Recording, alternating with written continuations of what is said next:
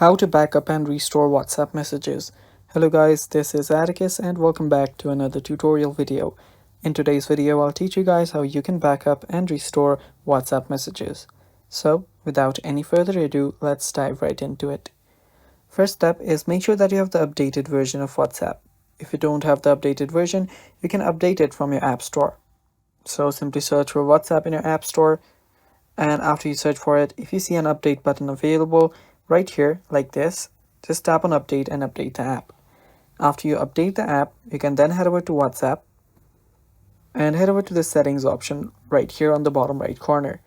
After you're on the settings section, there you will see chat.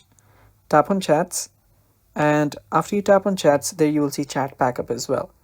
Tap on chat backup, and there you will see a backup button right here. As you can see, my backup is currently undergoing, and while it's doing that, you can do that as well, and it can take some time depending on your internet speed.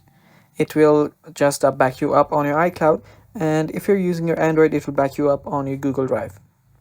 After the backup's done, you can head back here, and if you in case need to delete WhatsApp, or in whatever case you need to retrieve back or restore your WhatsApp messages, all you have to do is log in back here, come back to your settings, go to chats, and come back to chat backup, from where you will be able to retrieve your WhatsApp messages.